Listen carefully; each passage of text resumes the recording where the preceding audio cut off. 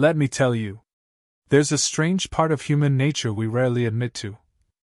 A quiet, burning impulse that lives somewhere between fear and pride. It's the desire to destroy what we cannot control. We see it in relationships, in friendships, in love, even in ourselves. When something refuses to bend to our will, our instinct isn't always to understand it. Sometimes it's to break it. It begins subtly, with discomfort. When someone doesn't respond the way we expect. When life doesn't follow the script we've written in our heads. When a person, an idea, or even a feeling grows beyond the boundaries we've built for it. That's when control slips, and with it, the illusion of power we hold so tightly. You see, control is deeply psychological. It gives us safety, predictability, a sense that the world can't hurt us if we can just manage it. But the moment something resists that control, it triggers something primal inside. A mix of helplessness, jealousy, and fear. And for many, it's easier to destroy what threatens their control than to sit with the discomfort of not having it.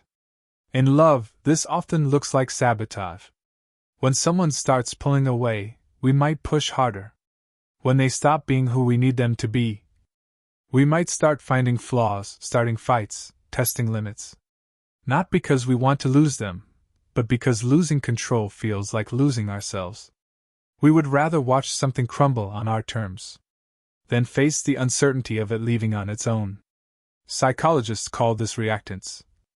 The instinctive resistance we feel when our freedom to act, think, or influence is taken away. When someone says, "No," it ignites a hidden rebellion. We start wanting the very thing we're being denied. Not out of love, but out of the need to restore power. It's not about connection anymore. It's about domination. And that's the dark side of the human mind.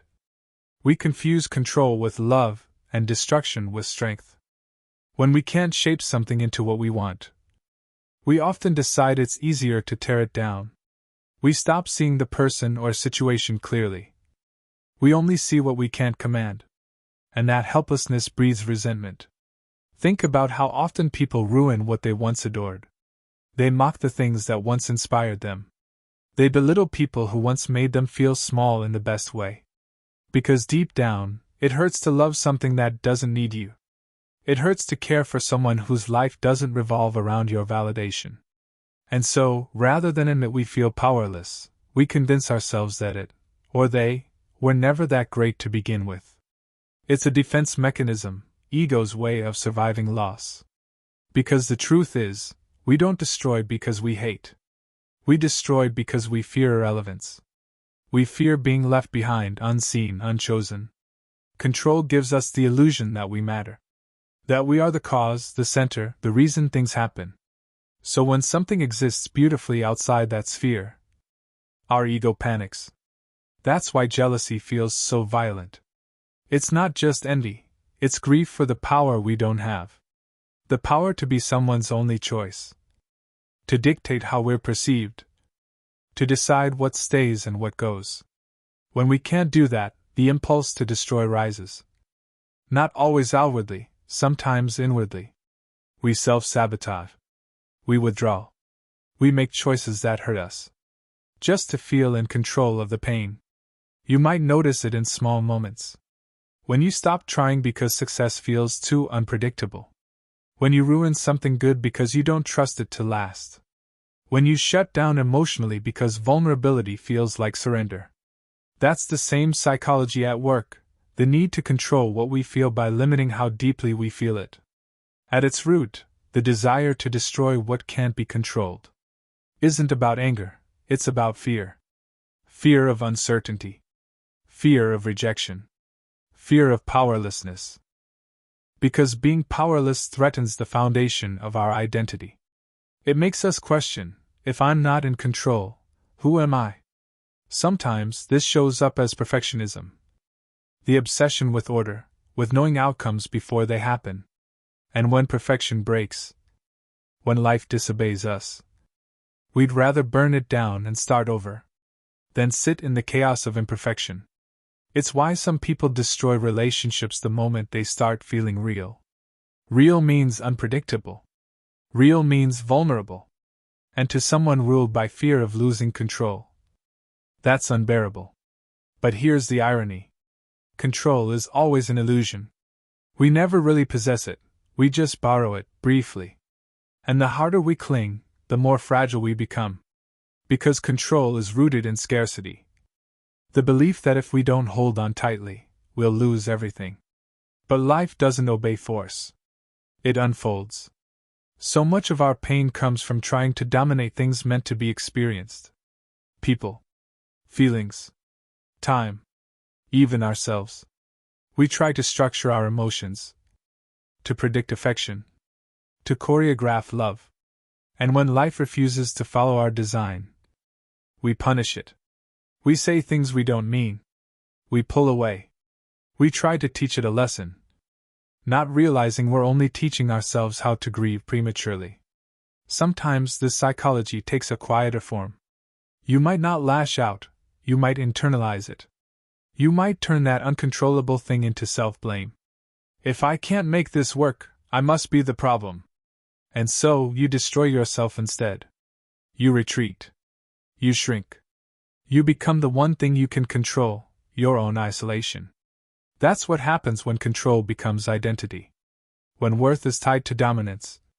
Losing control feels like losing meaning. And that's why people often destroy what loves them most. Because love requires surrender. And surrender is the opposite of control. To be loved means to be seen without power. It means being known, not managed. And that's terrifying for someone whose safety depends on control. But here's the shift. Underneath that desire to destroy is a cry for safety, not destruction. It's the mind's desperate attempt to protect the self from pain. When you realize that, something softens. You start understanding your own patterns. How your anger was never truly about others. How your need to win was often just a fear of being forgotten. How your desire to control was really a desire to feel safe in a world that doesn't always care if you are. The healing comes not from suppressing that instinct, but from questioning it. Why do I need to control this? What am I afraid will happen if I don't? What part of me still believes chaos means danger? Because the moment you learn to sit inside the unknown without trying to cage it, you start to feel something new, peace.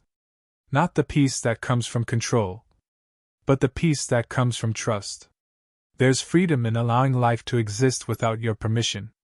Freedom in watching people choose their paths, even when they walk away from you. Freedom in loving without owning.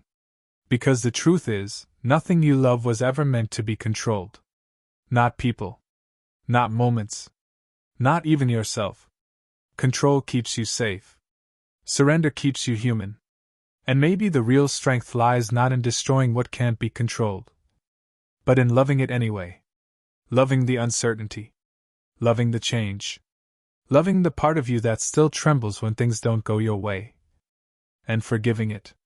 Because once you stop needing to own everything, you begin to experience everything. You stop performing mastery and start participating in mystery. That's when you grow. That's when you heal. That's when you finally understand. The desire to destroy what can't be controlled was never about power. It was about longing for peace. And peace doesn't come from control. It comes from letting go.